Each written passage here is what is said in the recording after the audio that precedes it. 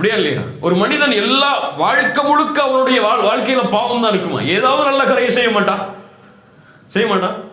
போற வழியில ஒரு கஷ்டப்பட்டிருக்கவனுக்கு 100 திரகம் கொடுத்துட்டு போயிடுவான். நமக்கு 100 திரகம் கொடுக்குற கஷ்டமா இருக்கும். அவனும் அதே கஷ்டத்துல இருப்பான், 100 திரகம் கொடுப்பான். நம்ம தொழுவோம், அவன் தொழுவ மாட்டான். அவ்வளவுதான் வித்தியாசம் இருக்கும். நம்ம அவனை எப்படி பார்ப்போம்? இவன் நரகத்துக்கு போயிடுவான பார்ப்போம், தொழுகாததுனால. அப்படியா இல்லையா? இவன் போய் பேசுவான், இவன் மற்றவங்களை பத்தி பேசுவான், இவன் பயானுக்கெல்லாம் வரமாட்டான், அதனால இவன்லாம் பாவி அப்படின்னு பார்ப்போம். இல்ல மாஷா அல்லாஹ், அல்லாஹ் பாதுகாத்தவர்களை தவிர. அல்லாஹ்விடத்தில் என்ன சொன்னாங்க? அவர் தொழக்கூடியவராக இருக்கலாம். இப்ப காலித் பின் வலீத் சொன்னாங்க, வகம் மின் முஸல்லின் யகூலு பிலிசானிஹி மா லைஸ ஃபீ கல்பி. எத்துணை தொழுகையாளிகள் உள்ளத்தில் இல்லாததை நாவால் மொழிகிறார்கள். எத்துணை தொழுகையாளிகள் உள்ளத்துல இல்லாத நாவால சொல்றாங்க அல்லாஹ்வுடைய தூதரே. அந்த மாதிரி இவரும் இருப்பார். ஏற்றுக்கொள்ளல காலித் பின் வலீத் அவர்களுக்கு. அல்லாஹ்வுடைய தூதர் ஸல்லல்லாஹு அலைஹி வஸல்லம் சொன்னார்கள், காலிதே, நான் ரலியல்லாஹு அன்ஹு பிறருடைய உள்ளத்தை துளையிட்டு பார்ப்பதற்காகவோ அவர்களுடைய வயிறுகளை பிளந்து பார்ப்பதற்காகவோ நான் அனுப்பப்படவில்லை. சுப்ஹானல்லாஹ். யார் கற்றுக் கொடுத்த ஒழுக்கம் பாருங்கள். இதான் தீன், இதான் மார்க்கம். பிறருடைய உள்ளத்தை திறந்து பார்ப்பதற்கு நான் அனுப்பப்படவில்லை. அவனுக்கும் அல்லாஹ்வுக்கும் முடியாது. அதில் நான் ஏன் தலையிடணும் என்று கண்ணியத்தோடு அல்லாஹ்வுடைய தூதர் நடந்து கொண்டார்கள். இவன் யார் தெரியுமா? திரும்பி போனாரு. எவ்வளவு பெரிய குற்றவாளி தெரியுமா? அல்லாஹ்வுடைய தூதர் சொன்னார்கள், இந்த மனிதர் செல்கிறாரே என்னை விட்டு திரும்ப, இவரில் இருந்துதான் ஒரு சமூகம் உருவாகும். குர்ஆனை ஓதுவார்கள், அவர்களுடைய தொண்டைக்கு கீழே இறங்காது. அம்புகளில் இருந்து, வில்லில் இருந்து அம்புகள் வெளியேறுவதை போன்று ஈமானில் இருந்து அவர்கள் வெளியேறி விடுவார்கள் என்று சொன்ன மனிதர் அவர். அவருக்கு அல்லாஹ்வுடைய தூதர் என்ன சொன்னாங்க? வெளிப்படையை பார்த்து மட்டும் முடிவெடு. அவர் அப்படி கேட்டதனால அவர் காஃபிர், அவர் முஷ்ரிக் நினைச்சு அவரை கொன்றாத. அவர் யார்? தொழுகையாளி. அது போதும் உனக்கு. அவர் மீத நல்லெண்ணம் கொள்றதுக்கு அது ஒண்ணு போதும் காலிது என்று அல்லாஹ்வுடைய தூதர் ஸல்லல்லாஹு அலைஹி வஸல்லம் பக்குவப்படுத்தினார். இப்போ தூதருடைய ஒட்டுமொத்த வாழ்க்கையிலும் இந்த தன்மையை பார்க்கலாம். யாராவது ஒருவர் தவறு செய்வதாக வந்தால் முதலில் அவரை மக்கள் தவறாக நினைப்பதற்கு முன்னால் அல்லாஹ்வுடைய தூதர் அவருடைய நன்மையை சொல்லி அவரை சாந்தப்படுத்துவார்கள். பின்னாடி பார்ப்போம் பல நிகழ்வுகளை. இதைத்தான் அல்லாஹ்வும் எமக்கு கட்டளையிடுகிறான். சூரத்துல் ஹுஜராத்துடைய வசனத்தில், யா அய்யுஹல்லதீன ஆமனு இஜ்தனிபு கஸீரம் மினத்-தன். அதிகமான சந்தேகங்களை விட்டு விலகி விடுங்கள்.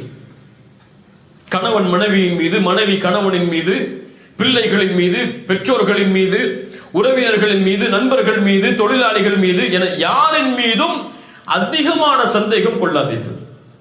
இப்ப குறைவா சந்தேகம் கொள்ளுங்கன்னு அர்த்தமா? எல்லையே அல்லாஹ் தடை செஞ்சுட்டா. சந்தேகம் கொள்ளாத யார் மீது. நல்லெண்ணம் வை. இஜ்தனிபு கஸீரம் மினத்-தன். அல்லாஹ் என்ன சொல்லல? இஜ்தனிபு தன், சந்தேகத்தை விட்டு விலகி விடுங்கள் என்று சொல்லல. அல் ஊத்துருக்குல்லன், சந்தேகத்தை விட்டு விடுங்கள் என்று சொல்லவில்லை. என்ன சொல்றான் அல்லாஹ்? இஜ்தனிபு, விலகிக் கொள்ளுங்கள், நெருங்காதீங்கன்னு அர்த்தம். அதுல போகவே செஞ்சிடாதீங்க, சந்தேகம் கொள்ளவே செஞ்சிடாதீங்க யார் மேலே. இஜ்தனிபு கஸீரம் மினத்-தன். இந்த இஜ்தனிபு என்ற வார்த்தை குர்ஆனில் 3 இடங்களில் பயன்படுத்தப்படுகிறது. 3 பாவத்தை விட்டு விலகுவதற்கு அல்லாஹ் இந்த வார்த்தையை பயன்படுத்துகிறார். ஒன்று ஷிர்க், வஜ்தனிபு தாகூத். அவர்கள் தாகூத்தை புறக்கணிப்பார்கள், தாகூத்தை விட்டு விலகுவார்கள். தாகூத் என்றால் ஷைத்தான். சிலை வணக்க வழிபாட்டை விட்டு அவர்கள் விலகுவார்கள். ஷிர்க்கை கண்டிக்கிறதுக்கு அல்லாஹ் சொல்றார், இன்னமல் ஹம்ரு வல் மைசிர் வல் அன்சாபு வல் அஸ்லாமு ரிஜ்சும் மின் அமலி ஷைத்தான் ஃபஜ்தனிபு. மதுவை அல்லாஹ் தடுப்பதற்கு சொல்றான்.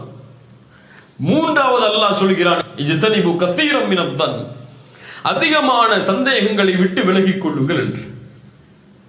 ஷிர்க் எதை பாழாக்கும்? ஈமானை பாழாக்கும்.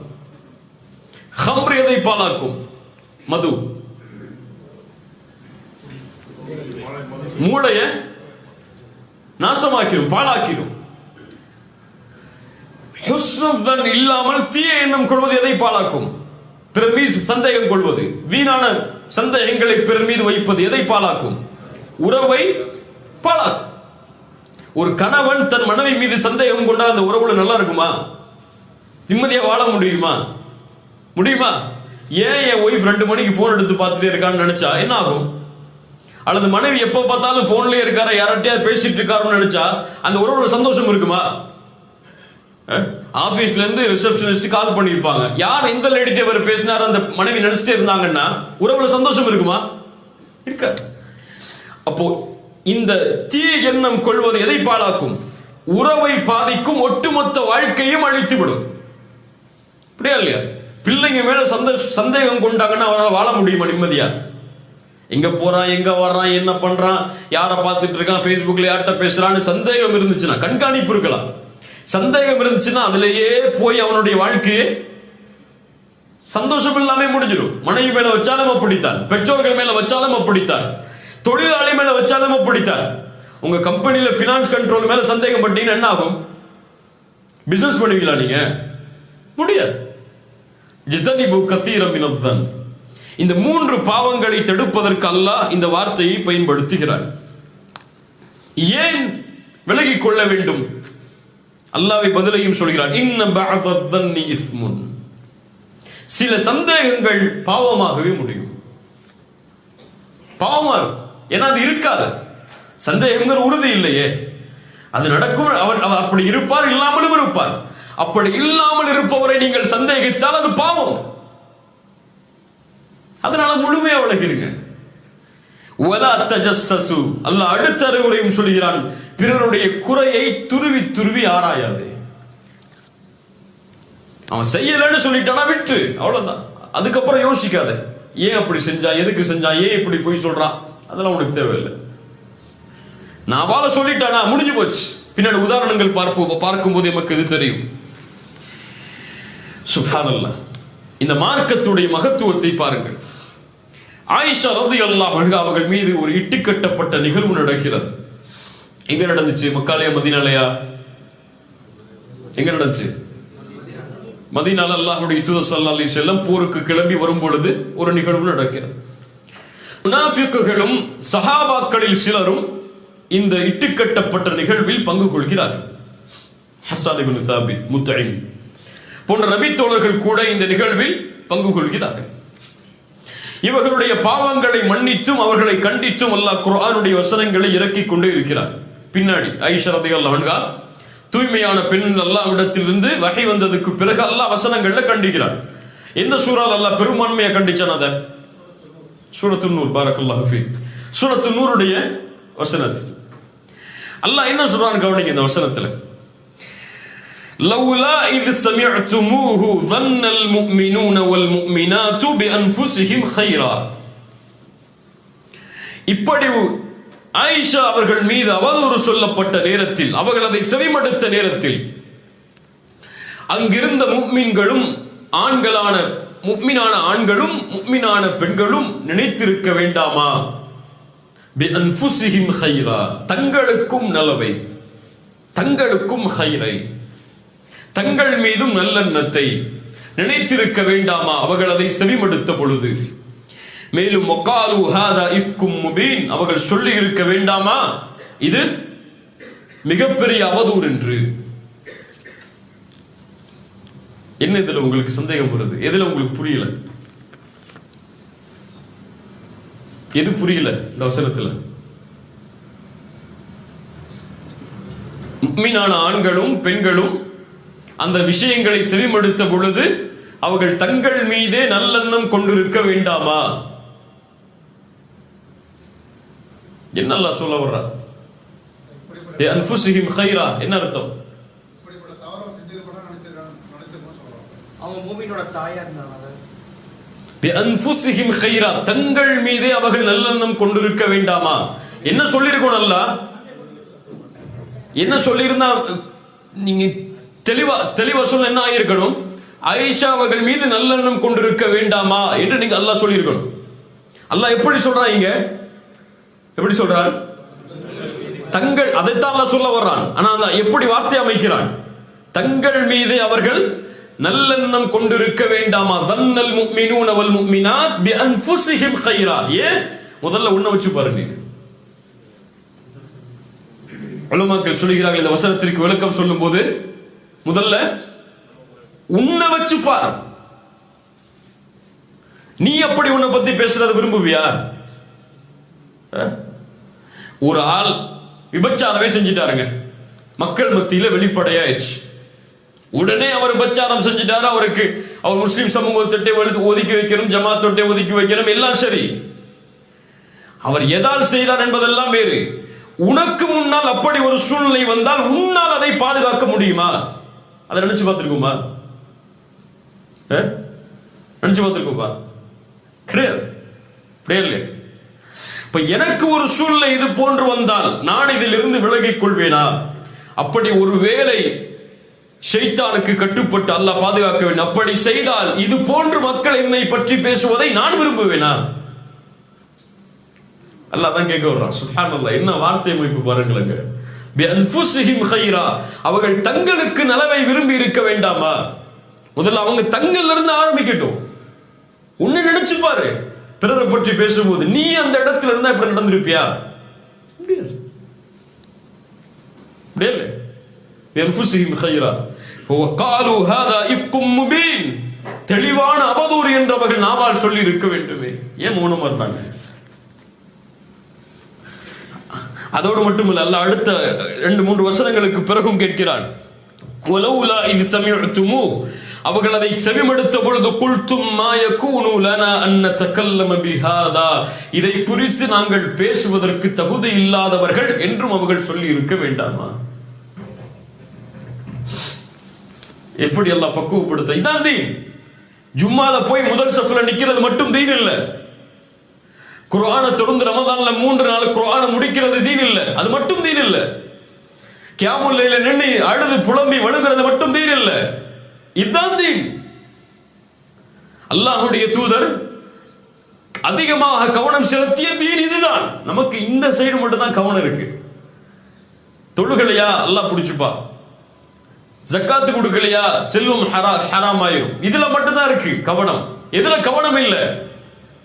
பிறரை பற்றி பேசுறதுல, பிறரை பற்றி நினைக்கிறதுல, பிறர் மீது சந்தேகம் கொள்றதுல, இதுல கவனம் இல்லை நமக்கு. அல்லாஹ் ரப்புல் ஆலமீன் சொல்கிறான், அவர்கள் சொல்லி இருக்க வேண்டாமா? என்னன்னு? இதை பற்றி பேச எங்களுக்கு தகுதி இல்லை என்று. சுப்ஹானக ஹாதா புஹ்தானுன் அதீம், யா அல்லாஹ் நீ பரிசுத்தமானவன், இது மகத்தான இட்டுக்கட்டப்பட்ட செய்தி என்று அவர்கள் கூறி இருக்க வேண்டாமா என்று அல்லாஹ் கேட்கிறார். யார்கிட்ட இந்த தன்மை இருக்கு யோசிச்சு பாருங்க. யாரை பத்தி நம்ம நல்லா நினைக்கிறோம்? ஒரு இமாம் மெர்சிடிஸ் பென்ஸ் கார் வாங்கியிருந்தாரு நினைப்போம். ஒரு இமாம் மெர்சிடிஸ் பென்ஸ் கார்ல வர்றாரு. மெர்சிடிஸ் பென்ஸ் கார் வச்சிருக்கவர் என்ன நினைப்பாரு? இவர் சம்பாதிச்சு வாங்கியிருக்காரு நினைப்பாரு. இமாம் என்ன நினைப்பாரு? எங்க போய் இவரு கையேந்தி. இப்படித்தான் சமூகத்தில் ஒரு இமாம் இன்னைக்கு தொழில் பண்ண முடியுமா? ஒரு இமாம் இன்னைக்கு பிசினஸ் மேன் ஆக முடியுமா? ஒரு இமாம் இன்னைக்கு பேண்ட் ஷர்ட் போட்டு, நம்ம ஊரோட இமாம்களை சொல்றேன், பேண்ட் ஷர்ட் போட்டு கோட் ஷர்ட் போட்டு இருந்தா ஏத்துப்போமா? நம்ம ஏத்துப்போமா? இவரெல்லாம் இமாம் ஆகும் அப்படியே இல்லையா? அவருக்குன்னு ஒரு கேட்டகரி வச்சிருக்கோம் இமாமுக்குன்னு. அவர் தலப்பா கட்டி இருக்கணும், அவருக்கு தாடி இருக்கணும், அவருக்கு ஜிப்பா இருக்கணும், அவர் அதுவும் ஜிப்பா ஒயிட் கலரா இருக்கணும். கடல்ல ஏத்துக்க மாட்டோம் நம்ம. ஒயிட் கலரா இருக்கணும், டிவிஎஸ் 50 வச்சிருக்கணும். அவர் ஊர்ல அவர் பல்சர்லாம் ஓட்டினா நம்மளால ஒத்துக்க முடியாது. என்ன அவர் பல்சர் ஓட்டுற அளவுக்கு பெரிய ஆளா அப்படின்னு நினைப்போம் நம்ம. இல்ல மாஷா அல்லாஹ், அல்லாஹ் பாதுகாத்தவர்களை தவிர. அவருக்கு 4000 சம்பளமா இமாமுக்கு? இன்னைக்கு எப்படி பேச்சு ஊர்ல? எப்படி முத்தவள்ளிகள்லாம் உட்காந்து பேசுவாங்க, என்ன பேசுவாங்க? 5000 சம்பளமா? உலக ஆசை வந்துடும் அதிகமா கொடுத்துட்டா. இப்போ நீங்க உங்க வீட்டுல எவ்வளவு வேலைக்காரங்க சம்பளம் கொடுக்குறீங்க? 15000 மேலையா? ஊர்ல உங்க ஊர்ல ஜமாத்துல இமாம்களுடைய சம்பளத்தை போய் கேளுங்க, என்ன சம்பளம்? உங்க வீட்டுல நீங்க வேலைக்காரர் கொடுக்குற சம்பளத்தை விட உங்க ஊருடைய இமாமுடைய சம்பளம் கம்மி, முஅத்தினுடைய சம்பளம் கம்மி. மேலே அவருக்கு ஒரு கிரைட்டீரியா இருக்கு, அப்படித்தான் அவர் வாழணும். ஊர்ல கடை வச்சிட்டு கூடாது, அவரு பிசினஸ் பண்ணக்கூடாது, ரியல் எஸ்டேட் பண்ணக்கூடாது. நீங்க பண்ணலாம். ஏன்னா இமாம்களுக்குன்னு தனி ஹராம் ஹலால்லாம் இருக்குல்ல, இமாம்களுக்குன்னு தனி ஆடை அமைப்பு எல்லாம் சொல்லியிருக்காங்கல்ல. இமாம்னா இப்படிதான் இருக்கணும். நீங்க தொப்பி போடாம எங்கேயும் போகலாம், ஆனா இமாம் தொப்பி போடாம இருக்கக்கூடாது. அப்படிதானே? எல்லாருடைய பார்வையும் ஒரு சமூகத்தின் மீது இப்படித்தான் திரும்பும். சுப்ஹானல்லாஹ். அல்லாஹ் ரப்புல் ஆலமீன் இது போன்ற தன்மைகளை தடை செய்கிறார். அல்லாஹ்வுடைய தூதர் ஸல்லல்லாஹு அலைஹி வஸல்லம் அவர்களுடைய காலத்தில் மிக முக்கியமான சம்பவம். ஒரு மனிதருடைய பெயர் அப்துல்லா. அவரை ஹிமார் என்று அழைப்பார்கள். அவர் பட்ட பேரே ஹிமார். ஹிமார்னா சொல்ல வேணாம், நபி தோழர். அவர் ஹிமார்னு அழைப்பாங்க அவர் பட்ட பேரை. புகாரி அவர்கள் பதிவு செய்கிறார்கள். இவர் என்ன செய்வார்? யுத்ஹிகு ரசூலுல்லாஹி ஸல்லல்லாஹு அலைஹி வஸல்லம். அல்லாஹ்வுடைய தூதர் கவலைப்பட்டாங்கன்னா சிரிக்க வைப்பாரு. அதான் அவர் வேலை. சுப்ஹானல்லாஹ். ஆனா என்ன செஞ்சாரு? ஒரு நாள் மது குடித்து விடுகிறார். மது சாப்பிட்டார். அல்லாஹ்வுடைய தூதர் தண்டனையை கொடுக்கிறார்கள். மது குடிப்பவர்களுக்கு அல்லாஹ்வுடைய தூதர் கசையடி கொடுக்கிறார்கள். உடனே ஒரு மனிதர் எழுந்து சொல்கிறார், யா அல்லாஹ், இவரை சபிப்பாயாக. ஏன் இவர் மக்களுக்கு இவ்வளவு தொந்தரவு கொடுக்கிறார்?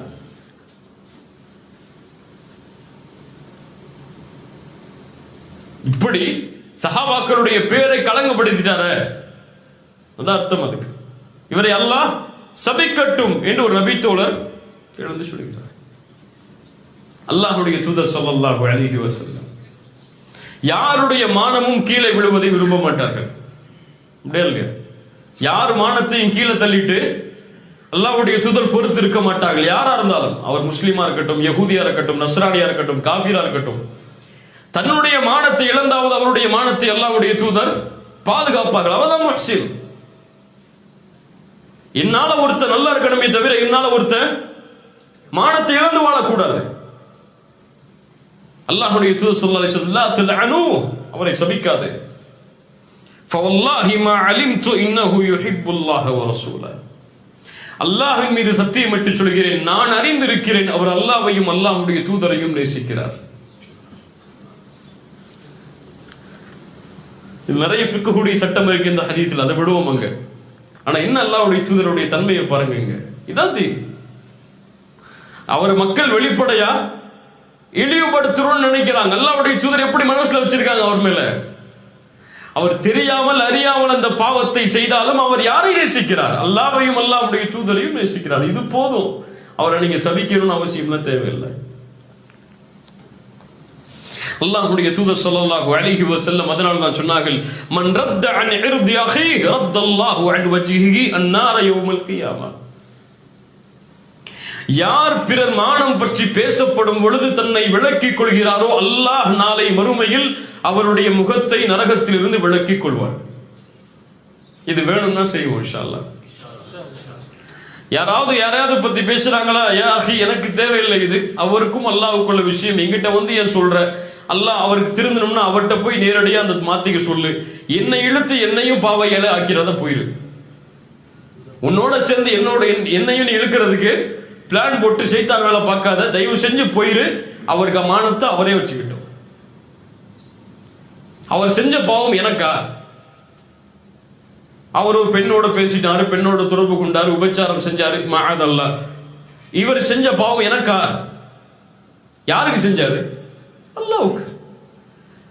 அவர் அல்லாஹ் மன்னிக்கிறதும் மன்னிக்காம இருக்கிறதும் அல்லாஹ்வுடைய விருப்பம்.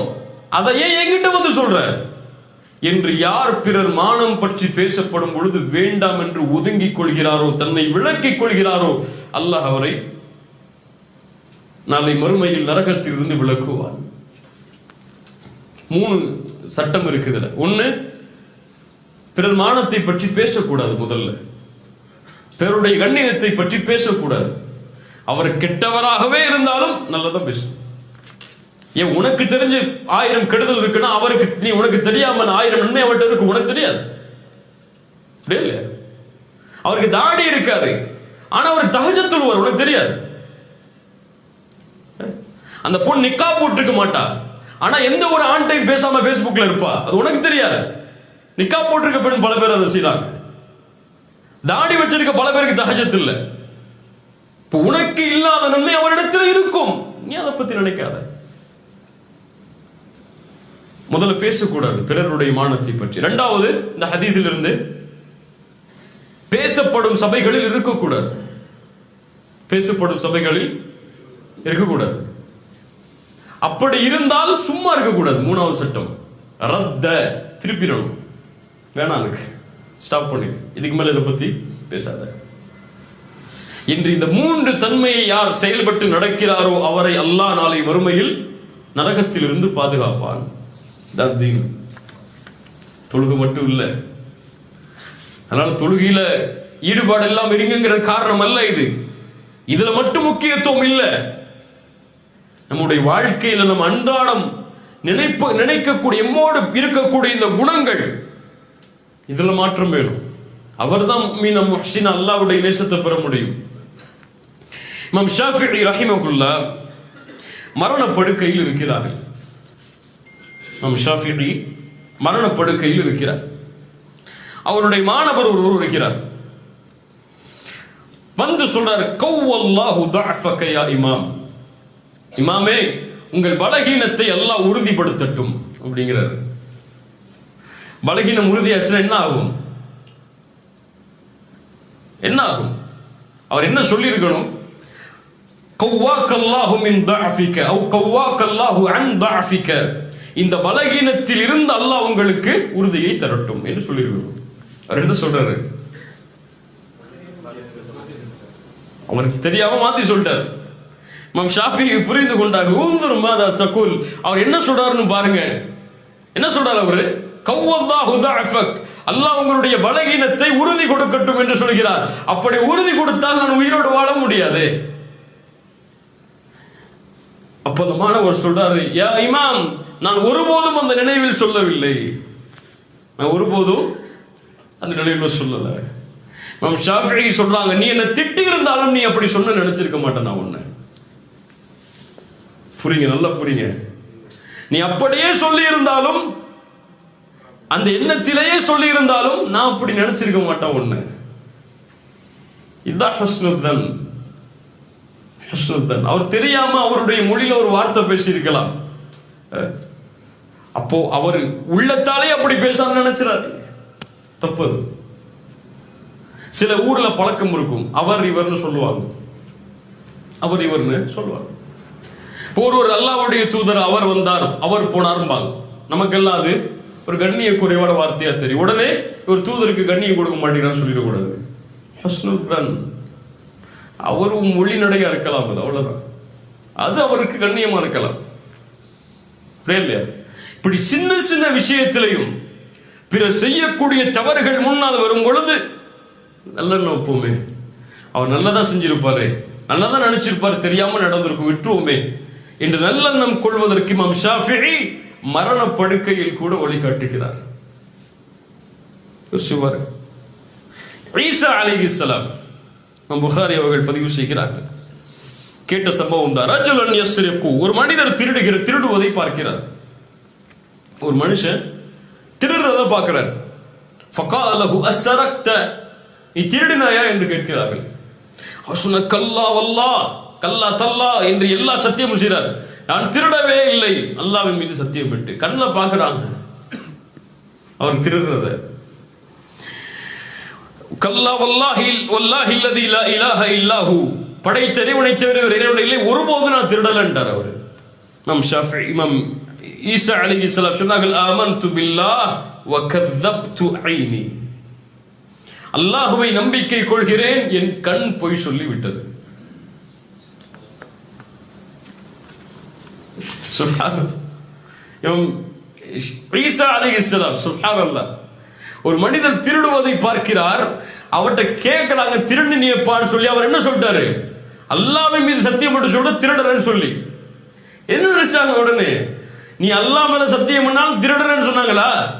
நீ உனக்கு ஒண்ணு பத்தி எனக்கு தெரியாதா, நீ எத்தனை சத்தியம் பண்ணுவேன்னு? இந்த போலி சத்தியம்லாம் என்கிட்ட வச்சுக்காத சொன்னாரா? அல்லாஹ் கொண்டு வந்துட்டாரா, முடிஞ்சு போச்சு, ஹலாஸ். இதான் உண்மை. நான் நம்பிக்கை கொள்கிறேன் அதே இறைவனை, என் கண் போய் சொல்லி விட்டது நீ இல்லப்பான்றான். யோசிச்சு பாருங்க, எங்க இந்த தன்மை நம்மள்ட்ட இருக்கு? அல்லாஹ்வின் மீது ஒரு சத்தியம் மட்டும் சொல்கிறான், நான் எடுக்கலப்பா, நான் அப்படி நினைக்கலப்பா. இல்ல நீ அப்படித்தான் நினைச்சிருப்ப. அதற்கு பிறகு ஒரு வார்த்தை வந்துச்சுன்னா யார் நம்ம? அல்லாஹ் பாதுகாக்க வேண்டும். இப்ப இதான் இன்னைக்கு இருக்கக்கூடிய நிலைமை. ஒரு மனிதன் அல்லாஹ்விடத்தில் நெருங்கி நெருங்கி போராடா. இப்ப நெருங்காதவன் அவன் பார்க்கக்கூடிய பார்வை என்ன? இப்படித்தான். இவர் 5 வக்து தொழுவ ஆரம்பிச்சிருப்பாரு. எப்போ சொல்றதுதான். அவர் தொழுகாதவரை பார்த்து எப்படி பார்ப்பாரு? அன்னைக்கு தான் ஃபஜ்ருக்கு போய் 2-3 நாள் தொடர்ச்சியா தொழுவ ஆரம்பிச்சிருப்பாரு. பெட்ல தான் ஃப்ரெண்டு தொழுவாம இருப்பான். இவன்லாம் முஸ்லீமா, இவன்லாம் இன்னைக்கு மூத்தானா என்ன அவன் நினைச்சிட்டு போவான். இப்படியா இல்லையா? அவர் காய்ச்சல் தூங்கிட்டு இருப்பாரு. இப்படியா இல்லையா? சில பேர் இன்னைக்கு ஃபஜ்ர் ஜமாஅத்துக்கு வரணுங்கிற முக்கியத்துவம் அதை பத்தி பேசுறோம், எல்லாம் இருக்கிறோம். ஒரு ஆள் கொஞ்சம் லேட்டா பள்ளிக்கு வர்றாரு. அவர் எப்படி பார்ப்போம்? நம்ம என்னப்பா இவர் நம்மளோட பயாரிக்கலாம் வர்றாரு, தொழுவு கூட சரியா இல்லையோ விட்ட நிப்ப மாட்டுமா? அவர் பள்ளி தொழுதுட்டு வெளியே வந்து ஏதோ மறந்து வச்சிருக்கான்னு சொல்லி உள்ள போயிருக்கலாம். யாருக்கு தெரியும்? அல்லது ஏதாவது கடமையாகி குளிச்சுட்டு லேட்டா வந்திருக்கலாம். யாருக்கு தெரியும்? இப்படி எல்லா விஷயத்திலையும் நம்ம நினைக்கிறது முதல்ல இது தவறான எண்ணம் தான். அது நமக்கு தெரியல இது தவறுன்னு சொல்லி, ஆனா நினைக்கிறோம். அல்லாஹ் அக்பர். ஏன் இந்த உலகத்துல எவ்வளவு நன்மைகள் இருக்கு. முன்னாடி சொன்னது திரும்பவும் சொல்றேன், எவ்வளவு நன்மைகள் இருக்கு. நன்மைகளுக்கு அளவு இருக்கப்பா? அளவு இருக்கா? 1000, 2000, 3000, 4000 இருக்கா? இவ்வளவுதான் நன்மைகள் லிஸ்ட் போட முடியுமா உங்களால? முடியாது. எவ்வளவோ நன்மைகள் இருக்கு. நம்ம நினைச்சு பார்க்க முடியாத நன்மைகள்லாம் இருக்கு. அப்படித்தான் அவரால் தொழுகையில சரியா கவனம் செலுத்த முடியாம பள்ளியில தொழ முடியாம இருக்கலாம். ஆனால் அவர் அதுக்காக தௌபா செஞ்சு திருந்துறதுக்கு முயற்சி செஞ்சுட்டு இருப்பார். ஆனா தொழுவாயுமே பெருமையில இருப்பான். யாரு ஹைர் இதுல? யாரு ஹைர்? யாரு ஹைர்? நிக்கா போடல ஒரு பெண் அல்லது ஹிஜாபா கலர் ஆடையில் அணிஞ்சிருக்காங்க. அந்த ஊருடைய கலாச்சாரத்தின்படி கலர் ஆடை ஏதோ ஒரு ஃபிக்குடைய சட்டப்படி வேற வரல. நான் ஒரு பெண் ஒரு ஹிஜாபை கொஞ்சம் மாடர்னா அணிஞ்சிருக்கா. ஆனா அந்த நல்லா அணிஞ்சிருக்கிற பெண், அந்த பெண் எப்படி பார்ப்பா? எப்படி பார்ப்பாங்க? என்ன ஒரு ஹிஜாப் கூட இவள்கிட்ட சரியில்லையே, இவங்கெல்லாம் பயானுக்கு வந்து என்ன செய்ய? இவங்கெல்லாம் கிளாஸ்க்கு வந்து என்ன செய்ய? தாடி இல்லையே, கம்மியா இருக்கு. இவரெல்லாம் பயானுக்கு வந்து என்ன செய்ய? ஒரு தாடி, அவர் தாடி கொஞ்சம் கம்மியா இருக்கும், இவர் கம்மியா இருக்காரு. இவரெல்லாம் தாடியா? தாடி கூட இல்லை, இவரெல்லாம் தாடியா? ஒரு ட்ரெஸ் அவருக்கு போட்டு தெரியாம போட்டு வந்துருப்பாரு, கரண்டைக்கு கீழே போயிருக்கும். அது இவர் கரண்டைக்கு கீழே போட்டிருக்காரு, இவரெல்லாம் தாடியா?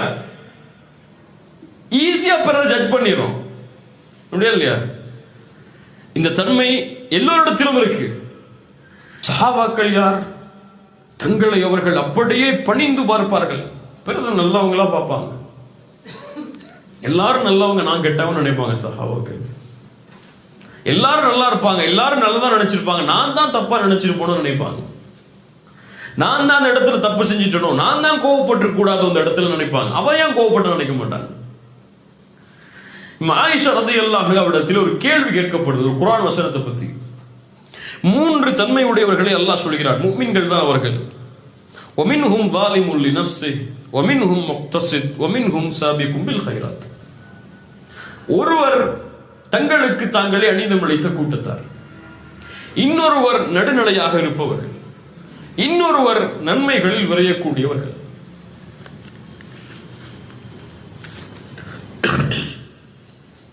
ஆயிஷா ரலியல்லாஹு அன்ஹா சொல்றாங்க பதில். அப்படியா? இவர்கள் யார் தெரியுமா? சாபிக்கும் பில் கைராத், நன்மையில் விரையக்கூடியவர்கள், தூதரும் நபி தோழர்களும். முக்தஸித், பின்னால் வரக்கூடிய மக்கள். ஸாலிமுல் லினஃப்ஸிஹி, தங்களுக்கு தாங்களே அநீதமிழைத்தவர்கள் யார்? ஃபமிஸ்லி மிஸ்லக்,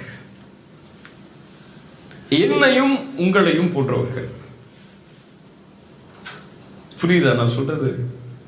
புரியல? 3 கூட்டத்தார்களை பற்றி கேட்கப்படுகிறது. இந்த 3 கூட்டத்தார்கள் யார்? குர்ஆனில் சாபிக்கும் பில் கைராத், நன்மையில் விரையக்கூடியவர்கள் என்று அல்லாஹ் சொல்கிறான். இவர்கள் யார்? நடுநிலையார்கள் என்று சொல்கிறான். இவர்கள் யார்? அநீதம் இழைத்தவர்கள் என்று சொல்கிறான். இவர்கள் யார்? சரி, இந்த 3 கேட்டகரியில் நம்ம எங்க இருப்போம்னு கேட்டா பல பேர் என்ன சொல்லுவோம்? இப்ப சொல்லுவீங்க நீங்க, ஆனா இயற்கை என்ன நினைச்சிருப்போம்? நம்ம கல்வில நடுநிலையா இருக்கும்னு நினைச்சிருப்போம். எங்கள்கிட்ட அதுவும் இல்லை, இதுவும் இல்லைன்னு நினைச்சிருப்போம். நடுநிலையா இருக்கும். நாங்க பெரும்பாவமும் கிடையாது, நாங்க நல்லது அதிகமாகவும் செய்யறது, நடுநிலை அப்படின்னு சொல்லுவோம் இயற்கையா கேட்டா. ஆனா ஆயிஷா ரலியல்லாஹு அன்ஹா யார் சாபிக்கும் பில் கைராத்துடைய கூட்டத்தில் இருப்பவர்கள், நன்மையில் விளையக்கூடியவர்கள், தூதருடைய மனைவி, இபாதத்தில் எந்த குறையும் இல்லாதவர்கள், அல்லாஹுவால் சான்று கொடுக்கப்பட்ட ஒரு நபித்தோழி பெண் என்ன சொன்னார்கள்? தன்னை எங்க கொண்டு வந்து நிறுத்தினாங்க? நன்மையில் விளையக்கூடியவர்கள் கொண்டு வந்து நிறுத்தல. நாங்க நபித்தோழர்கள் நடுநிலைன்னு கூட சொல்லல. நானும் நீயும் மனிதம் அளிக்கக்கூடிய கூட்டம் தான். யாருக்கு மனசு வரும்? நம்ம இந்த கூட்டத்தில் அவர் இருக்காரா, இவர் இருக்காரா, அவர் இருக்காரான்னு தேடுவோம் இல்லையா? நான் இருக்கேன்னு நினைக்க மாட்டேன். ஏன் அவர் அன்னைக்கு என்ன பத்தி பேசினாரு, இவர் ஏன் அன்னைக்கு இவரை பத்தி பேசினாரு, இவர் ஏன் அன்னைக்கு அவரை பத்தி பேசினாரு, இப்ப கூட திங்க் பண்ணிட்டு இருப்போம். ஆனா நம்ம பேசியிருப்போம், அதை நினைச்சு பார்க்க மாட்டோம்.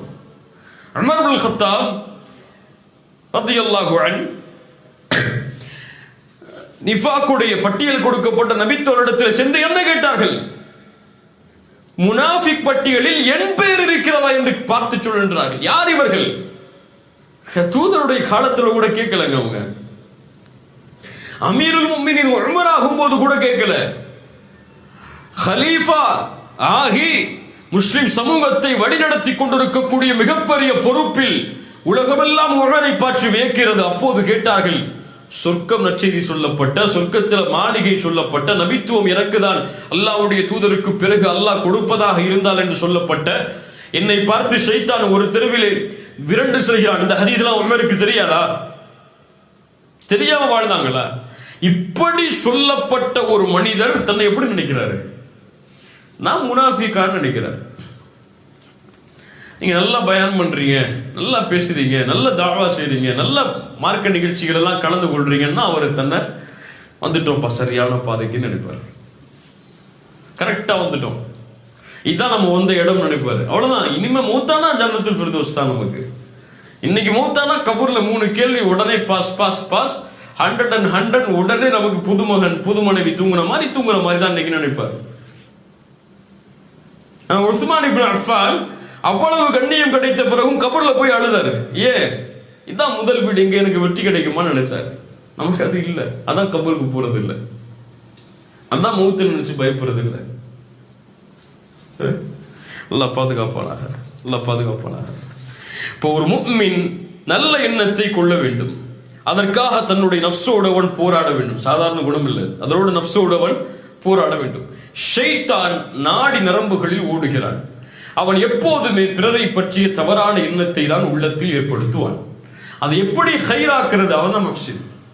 அது எப்படி அந்த ஷைத்தான் வரக்கூடிய அந்த பாதை அடைத்து வேணாம் நல்லெண்ண போன்னு எப்படி நினைக்கிறது? அதான் அங்க முக்கியம். அதற்காக ஒவ்வொரு முஃமினும் முஜாஹிதாக தன்னுடைய உள்ளத்தில் வாழ வேண்டும்.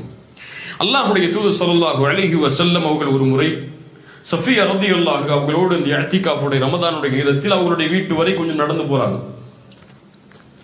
இப்போ 2 நபி தோழர்கள் அல்லாஹ்வுடைய தூதருக்கு சலாம் சொல்லிவிட்டு கொஞ்சம் வேகமா போறாங்க. அன்சாரி தோழர்கள் கொஞ்சம் வேகமா நடந்து போறாங்க.